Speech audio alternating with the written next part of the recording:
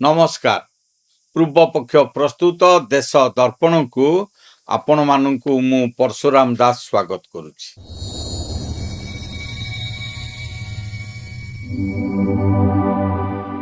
दर्शक बंधु, राजनीति रे गोटे बहुत पुराना कथा रही आउ से कथाटी है जड़े नेतांकर प्रकृत शक्ति तांको भाषण रु नुहे बरं तांको सहित ठिया होइतिबा लोकंक संख्यारु मपा जाइथाए। आउ जदि सही निज लोक माने धीरे धीरे साथ छाड़िबाकू लागंती तेबे बुझिबाकू हो जे मामला केवल साधारण राजनीतिर नुहे बरं सही सर्वोच्च नेतांकर नेतृत्व क्षमता उपरे एक बड़ प्रश्नवाची सृष्टि है। दर्शक बंधु, पश्चिम बंगर मुख्यमंत्री ममता बानार्जी को देशर सबुठारु बड़ महिला नेत्री भावे गणा जाए। दाबी करा जाए जे तांको दल तृणमूल कांग्रेस बा टीएमसी रे महिला माननको सबुठारु अधिक सम्मान एवं अधिक प्रतिनिधित्व मिली थाए। किंतु आज सबुठारु बड़ आश्चर्यर कथा हेउची ममतांको गड़रे आज विद्रोहर स्वर कौनसी विरोधी दल नुहे कि पुरुष नुहंती बरं तांको निज दलर महिला नेत्री एवं महिला सांसद माने ही उठाइबारे लागिछन्ति। जो नारी शक्तिर उदाहरण ममता बानार्जी मंच उपर देउतिले, आज सही नारी शक्ति ही दलर नेतृत्व उपरे प्रश्न उठाउछन्ति। टीएमसी भितरे बढ़ुतिबा ए असंतोष पछर प्रकृत कारण कौन? केउ बड़ महिला चेहरा एबे दलरु दूरे जाउछन्ति? आज आमे ए वीडियो रे तार संपूर्ण विश्लेषण करिबा। आपण माने देखुतांतु पूर्व पक्ष एवं पूर्व पक्ष प्रस्तुत देश दर्पण। मोर आपण मानक अनुरोध, आम चैनल को लाइक करंतु, सब्सक्राइब करंतु, आ बंधु मानक सहित अधिक रु अधिक शेयर करंतु। दर्शक बंधु, गत किछि दिन हेबो कोलकातार राजनैतिक कॉरिडोर रे गोटे बड़ चर्चा चली जे टीएमसी रो अनेक नेता दलर सांगठनिक पदवी छाड़ुछन्ति किंबा निजकु दलीय कार्यक्रम रु दूरे रखुछन्ति।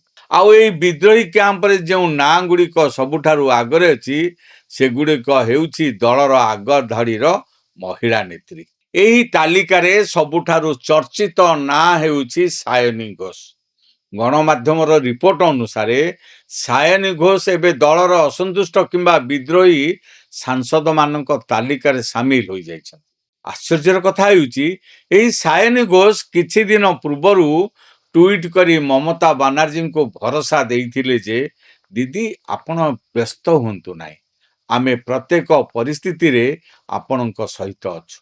किंतु आज राजनीतिर पसापाली बदली जाइछि।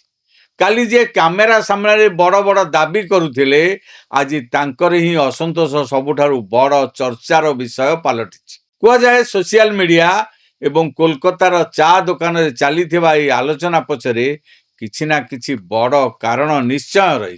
केवल सायनी घोष एका नुहंती, एही तालिका रे द्वितीय बड़ झटका देइछन्ति सुस्मिता देव।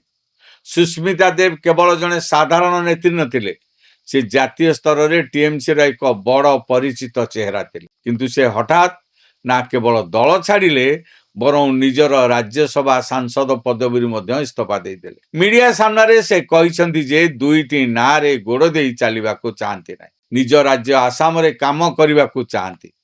किंतु राजनैतिक समीक्षक माने प्रश्न उठाउछन्ति जे जने शीर्ष नेत्री एते बड़ पदवी एवं सांसद पद काहींकि हठात छाड़िबे? कौन दल भितर एमिति किछि घटुछि जहा बाहर को देखा जाउ नाही? एहा सहित आउ एक गुजब बा गुप्त चर्चा मध्य बजार रे जोर धरछि, जहा हेउछि सागरिका घोषंकु नै। कुआ जाउछि जे भवानीपुर आसन रु ममता बानार्जी हारिबा परे निजे दिल्ली राजनीति को जीवा पई चाहुछन। सेथिपई से सागरिका घोष को राज्यसभा सीट खाली करने को कही। किंतु सागरिका घोष एथिपाई सफा सफा मना करि देथिले। एहाकु नै दल भितरे तिक्तता एवं गंडगोल होइतिबा मध्य अनेक आलोचना होइछि। जदिओ यह एक गुजब बोली कहा जाउछि, किंतु राजनीति रे बिना नियारे केबे भी धुआं बाहरे नाही। एभली इस्तफा चापरू मुक्ति पाइबा पाई सागरिका घोष एबे इंग्लैंड टूर रे जाई खरा छुट्टी काटुछंती बोली कहा जाउछि। दर्शक बंधु, तृतीय एवं सबुठारु शक्त धक्का देइछंती काकोली घोष दस्तीदार। ସେ ଟିଏମସିର କୌଣସି ସାଧାରଣ ଚେହେରା ନୁହନ୍ତି। ସେ ଦୀର୍ଘ ସମୟ ଧରି ଦଳର ମହିଳା ୱିଙ୍ଗ ବା ମହିଳା ମୋର୍ଚ୍ଚାର ସଭାପତି ରହି ଆସିଛନ୍ତି। ସେ ହଠାତ୍ ଦଳର ସମସ୍ତ ସାଂଗଠନିକ ପଦବୀରେ ଇସ୍ତଫା ଦେଇଦେଲେ। ରିପୋର୍ଟ ଅନୁସାରେ ସେ ଦଳର କାର୍ଯ୍ୟଶୈଳୀ ଏବଂ ଶୀର୍ଷ ନେତୃତ୍ୱଙ୍କ ନୀତି ଉପରେ ଗଭୀର ନାରାଜ ଥିଲେ। ଯଦିଓ ଏବେ ସାଂସଦ ପଦରେ ଅଛନ୍ତି, କିନ୍ତୁ ସଂଗଠନରୁ ତାଙ୍କର ଏଭଳି ଦୂରେଇ ଯିବା ସ୍ପଷ୍ଟ ସଂକେତ ଦେଉଛି ଯେ ଟିଏମସି ଭିତରେ ସବୁକିଛି ଠିକଠାକ ଚାଲିନାହିଁ। ଟିଏମସିରୁ ଦୂରେଇ ଯାଉଥିବା କିଛି ପ୍ରମୁଖ ମହିଳା ଚେହେରା ହେଲେ ଶତାବ୍ଦୀ ରାୟ। ଶତାବ୍ଦୀ ରାୟ ଦଳର କାର୍ଯ୍ୟକଳାପକୁ ନେଇ ଦୀର୍ଘ ଦିନ ଧରି ଅସନ୍ତୁଷ୍ଟ ଥିଲେ। ଅନ୍ୟ ମହିଳା ନେତ୍ରୀମାନେ ହେଲେ ଜୁନ ମାଲିଆ ଓ ରଚନା ବାନାର୍ଜୀ। ଏହି ନେତ୍ରୀମାନେ ମଧ୍ୟ ଏବେ ଦଳ ଭିତରେ ନିଜକୁ ଅସୁରକ୍ଷିତ ମଣୁଛନ୍ତି। ଦଳ ଛାଡ଼ିବା ପାଇଁ ମନ ବଳାଉଥିବା ଚର୍ଚ୍ଚା ହେଉଛି।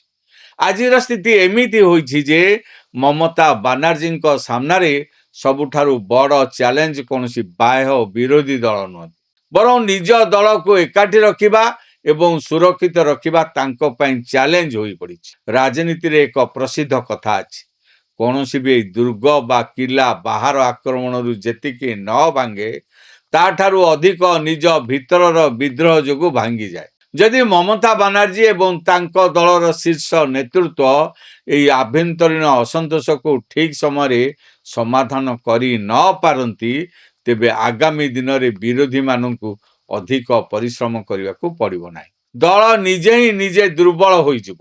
ଆଗାମୀ ମାସଗୁଡ଼ିକରେ ଏହି ମହିଳା ନେତ୍ରୀମାନଙ୍କର ଇସ୍ତଫା ଏବଂ ଅସନ୍ତୋଷ ପଶ୍ଚିମବଙ୍ଗ ରାଜନୀତିରେ କେଉଁ ମୋଡ଼ ଆଣୁଛି ତାହା ଦେଖିବା ବେଶ ରୋମାଞ୍ଚକର ହେବ। ଏହି ସମ୍ପୂର୍ଣ୍ଣ ପ୍ରସଙ୍ଗ ଉପରେ ଆପଣମାନଙ୍କର କ'ଣ ମତାମତ ରହିଛି?